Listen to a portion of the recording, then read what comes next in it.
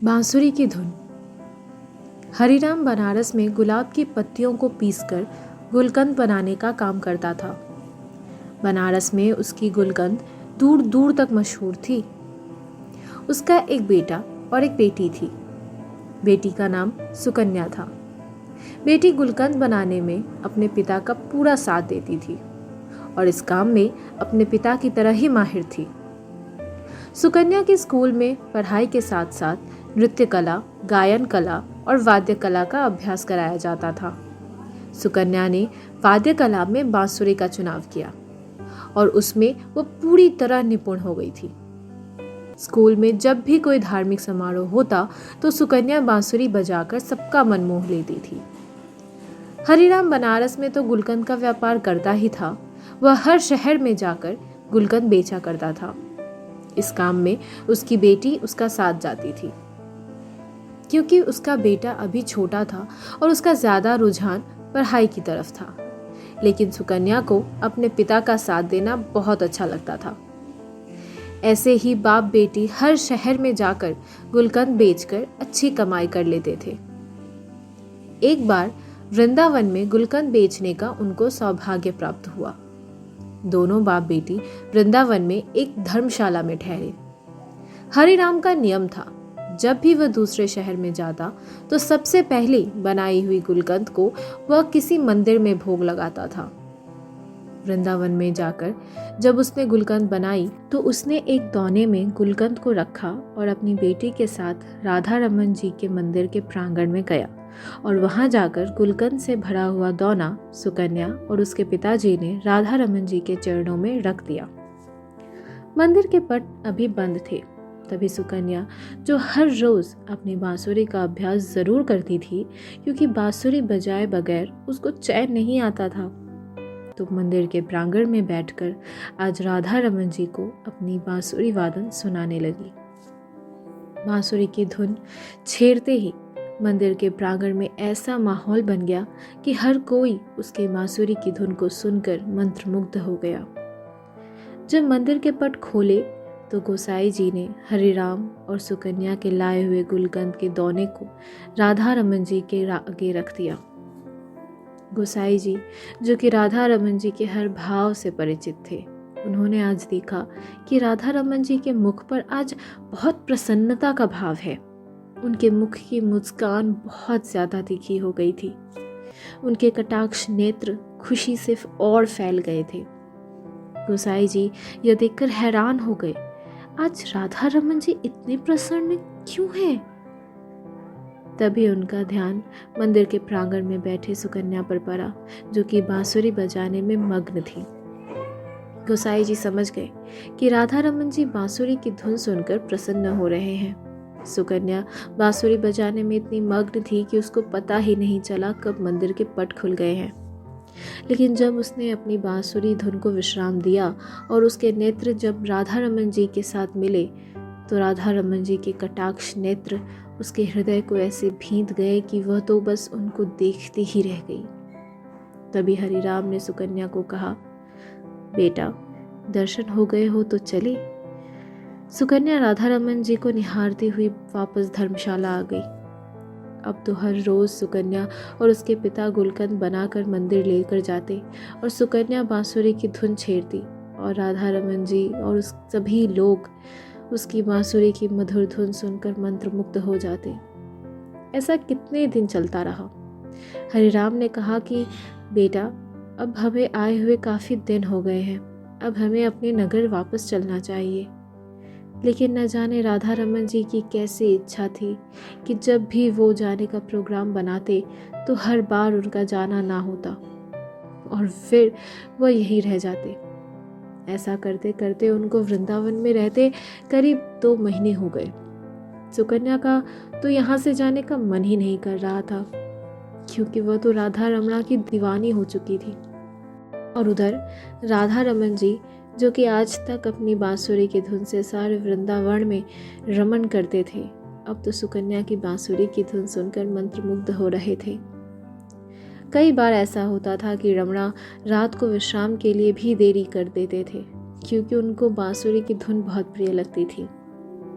जब इनको सुलाने के लिए मंदिर के पट बंद करने के लिए गोसाई जी जाते तो किसी न किसी बहाने राधा रमन जी की मंदिर का पट बंद ही नहीं करने देते। ऐसा कई बार गोसाई जी ने देखा था। वो समझ चुके थे कि सुकन्या की बांसुरी की धुन राधा रमणा को पसंद आ चुकी है। अब यहाँ से सुकन्या और हरिराम का जाने का समय आ गया। बड़े ही भारी मन से सुकन्या और हरिराम राधा रमन जी को छोड़कर अपने नगर बनारस चल पड़े। जब सुकन्या राधा रमन जी के मंदिर से निकली, उसके कदम आगे बढ़ ही नहीं रहे थे। उसको ऐसा लग रहा था कि उसके पांव किसी ने बहुत भारी वजन के पत्थर रख दिए हो और वजन के कारण उससे चला ही नहीं जा रहा था। अब सुकन्या अपने घर बनारस आ चुकी थी, लेकिन उसका मन तो उसी मोहनी सूरत वाले वृंदावन के कटाक्ष नेत्रों वाले गहरी मुस्कान वाले राधा रमणा ने हर लिया था। अब तो सुकन्या का अपने घर बिल्कुल मन नहीं लगता था। उसका मन करता कि वह भागकर मंदिर के प्रांगण में चली जाए। एक दिन सुकन्या अपने माताजी के साथ रसोई घर में खड़ी थी। तभी अचानक से उसको जोरदार चक्कर आ गया और वह बेहोश होकर गिर गई। जब डॉक्टर के पास उसको ले जाया गया, डॉक्टर को इसकी बीमारी समझ नहीं आई। लेकिन जब उसके पिताजी को उसके बड़े अस्पताल में लेकर गए तो डॉक्टरों ने जब उसकी जांच की तो पता चला कि उसके हृदय में छेद है। घर के सब लोग सदमे में आ गए। ये हमारी बेटी के साथ क्या हो गया? डॉक्टरों ने बोला कि अब आपकी बेटी ठीक नहीं हो सकती, यह कुछ दिनों की मेहमान है।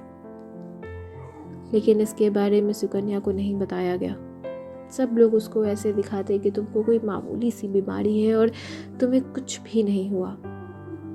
लेकिन सुकन्या को थोड़ा सा संदेह हो गया था, उसको कुछ ना कुछ बड़ी बीमारी हो गई है। तभी एक दिन सब लोग बाहर गए हुए थे और उसने अलमारी में से डॉक्टर की दी गई रिपोर्ट देखी तो उसने देखा कि उसके हृदय में छेद है। लेकिन तभी उसको वहाँ उसके हृदय में एक आकृति दिखाई दी। जब उसने उसे देखा तो उसने देखा कि यह तो राधा रमन जी की आकृति है। सुकन्या यह देखकर हैरान हो गई। राधा रमन जी को मैं वहाँ नहीं छोड़ कर आई, बल्कि वो तो मेरे साथ मेरे हृदय में निवास कर रहे हैं। जब सब लोग घर आए तो सुकन्या ने ऐलान कर दिया कि वह आज रात को राधा रमन जी के पास जाएगी। लेकिन उसके पिताजी ने कहा कि बेटा, तुम्हारी तबीयत ठीक नहीं है, तुम वहां नहीं जा सकती। लेकिन सुकन्या ने तो ठान लिया कि वह वृंदावन जरूर जाएगी। न जाने कब उसको मौत का बुलावा आ जाए। उसके पिताजी उसकी हट के आगे विवश हो गए और उसको लेकर वृंदावन के लिए चल पड़े। वृंदावन पहुंचकर वह दोनों सुबह सबसे पहले राधा रमन जी के मंदिर अपने हाथ से बने हुए गुलकंद को लेकर और बांसुरी लेकर मंदिर में प्रवेश करते हैं। मंदिर में आज एक अजीब तरह की खुशबू आ रही थी। सब गोसाई लोग हैरान हो गए कि आज ये मंदिर में कैसी खुशबू फैली है। लेकिन जब उनका ध्यान सुकन्या की तरफ पड़ा तो सब गोसाई सुकन्या को देखकर बहुत प्रसन्न हो गए और कहने लगे, अरे बेटा, तुम कहाँ चली गई थी? जब से तू गई है हमारे तो राधा रमन जी की मुंह की कांति फीकी पड़ गई, लेकिन आज देखो उनकी मुस्कान कितनी गहरी है और आज तो तुम्हें देखकर उनकी दंतावली के भी दर्शन हो रहे हैं। अब जल्दी से तुम अपनी बांसुरी की धुन भी सुना दो ताकि और प्रसन्न हो जाए। तुम नहीं जानती कि तुम्हारी हाथों से बनी हुई गुलकंद राधा रमन जी को बहुत प्रिय थी। जब भी तुम गुलकंद का भोग लगाती थी, हम अपने हाथों से इनके मुख पर लगी गुलकंद को साफ करते थे। हमने तुम्हें कभी नहीं बताया कि तुम्हारी गुलकंद का रोज अरोकते थे। यह सुनकर सुकन्या का फीका पड़ा मुख अचानक से खिल उठा। लेकिन जब उनको गोसाई जी ने बोला कि आज तुम अपनी बांसुरी की धुन से राधा रमन जी को प्रसन्न कर दो, तभी वहां पर हरिराम ने आकर गोसाई जी को हाथ जोड़कर बड़ी विनम्रता से कहा कि मेरी बेटी यह बांसुरी नहीं बजा सकती क्योंकि इसके हृदय में छेद है। अगर ये बांसुरी बजाएगी तो यह जो बचे कुचे ही दिन है उससे पहले ही इसको कुछ हो जाएगा। हरिराम गोसाई जी से प्रार्थना कर रहा था लेकिन उधर सुकन्या बांसुरी बजानी शुरू भी कर चुकी थी। लगातार 4-5 घंटे आंख बंद करके राधा रमन जी के अपने हृदय में दर्शन करते हुए बांसुरी बजाती रही। हरिराम यह देखकर हैरान होता जा रहा था, इतनी बीमार लड़की बांसुरी वादन कैसे कर सकती है। जब सुकन्या ने बांसुरी को विश्राम दिया, तभी मंदिर में माथा टेकने के लिए दिल्ली से एक बहुत बड़े डॉक्टर का परिवार आया हुआ था। उन्होंने गोसाई जी और हरिराम की सारी बातें सुन ली थी।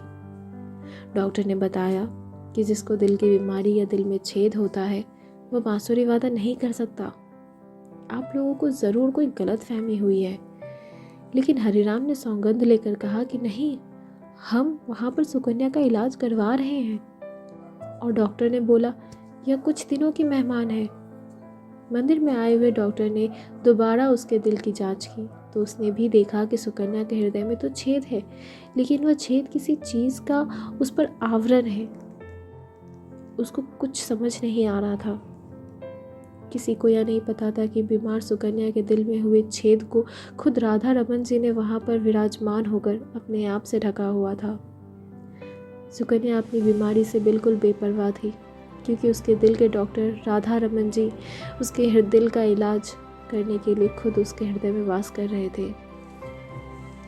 यह बात सुकन्या और राधा रमन जी ही जानते थे। सुकन्या ने ऐलान कर दिया कि जब तक उसकी ज़िंदगी है, तब तक वह राधा रमन जी को छोड़कर कहीं नहीं जाएगी। उसके पिता ने उसको समझाने की बहुत कोशिश की, लेकिन वह अपनी बात पर अड़ी रही। इस बात को 25 साल हो गए। सुकन्या के बाल सफ़ेद हो चुके थे, लेकिन राधा रमन जी की कृपा से उसका हृदय आज भी तंदुरुस्त था। उसको कुछ भी नहीं हुआ। जिस पर लालजू की कृपा हो जाए, उसको कोई बीमारी छू भी कैसे सकती है। अगर कभी भूलवश कोई बीमारी उनके भक्तों के पास भी आ जाए, तो लालजू इतने कृपालु हैं कि उनकी कृपा से सारी चिंताएं, सारी बीमारी छूमंतर हो जाती है।